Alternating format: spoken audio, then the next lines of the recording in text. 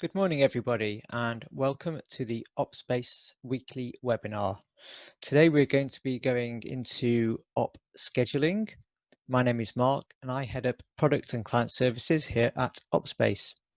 If you have any questions throughout the webinar, just type them into the chat. And once we're finished, I'll take a look and I will answer those questions as best I can. If your questions relate to some other part of the product that we don't cover today, that's also fine. I will try to answer those as well. Okay, let's get started. So to begin with, let's just talk about a few basic principles, which will help us to understand everything else we're going to look at today. The first thing is ops are business processes. It can be any process, such as a checklist, an audit, a risk assessment, or even planned maintenance. It's the kind of process where you fill in a form. And if you have processes that repeat at regular intervals, then these can be scheduled in the OpsBase system. So for example, if you have an opening check that needs to be performed every day, you can schedule that to be a daily op. If you have a fire alarm test that needs to be performed once a week, that would be a weekly op. And finally, ops have a schedule time frame. It's a window of time when the op should be started and completed. And by having this window, we know whether an op was completed on time or whether it was completed late. So the start time means that the op can be started anytime after that. The reason why you need this is because you wouldn't want your staff completing a closing checklist halfway through the day, but maybe it's okay for them to start it an hour before closing, perhaps. Likewise, you want to put an end time on the time frame because things aren't completed instantly. So again, if you had an opening checklist, maybe it starts an hour before closing, but it must be completed before the doors actually open to customers. And at the moment, the end time must be before midnight of the same day. It's also worth mentioning that ops can be run on demand, which is whenever they're needed. And we call these ad hoc ops. Some good examples would be things like accident reports, delivery checks, customer complaints.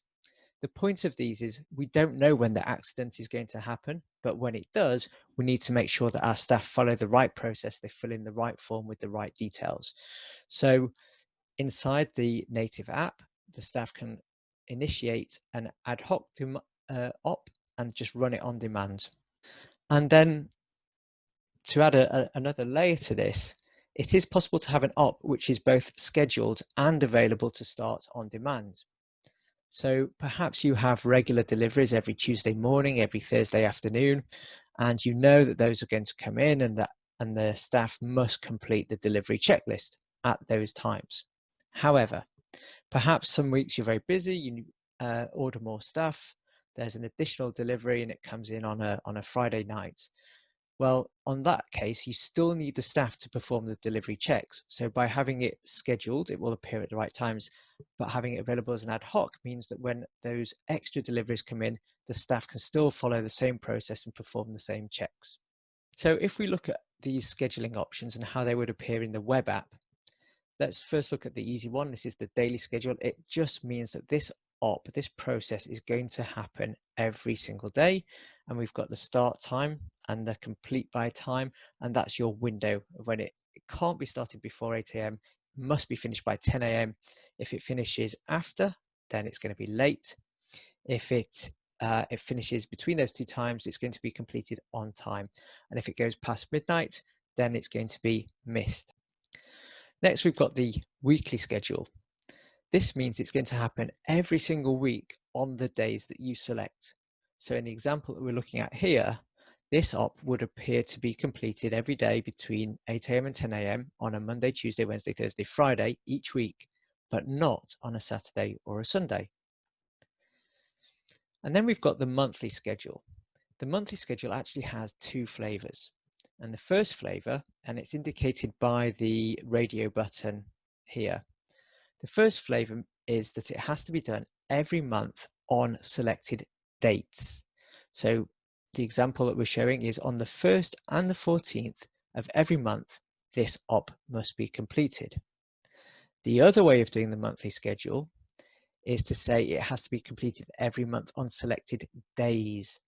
So what we've got here is the last Friday of every month, this op should be run. We don't know the date because the last Friday of every month changes month on month, but we do know that, let's say, for example, the payroll. We need to run payroll on last Friday of every month. This would be the way to schedule that. And then the final option is annual schedules. These are selected dates on selected months. So here our example says on the 1st and the 14th, every quarter, we need to run this particular process.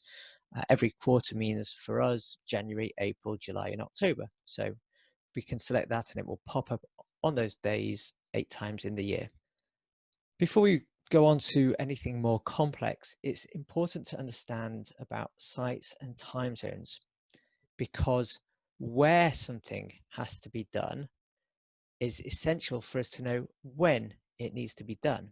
For example, if we just say, if we have an international business and we say we need this to be done at 9 o'clock, well, 9 o'clock in our London site is not the same as 9 o'clock in our New York site.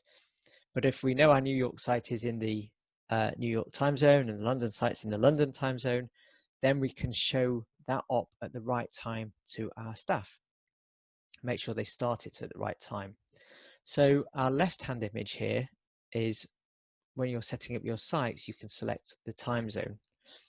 And then the right-hand image says that the op, like in this case, the allergen audit, it's carried out where? It's carried out at our Overlook site and our Continental sites, and those sites will have specific time zones.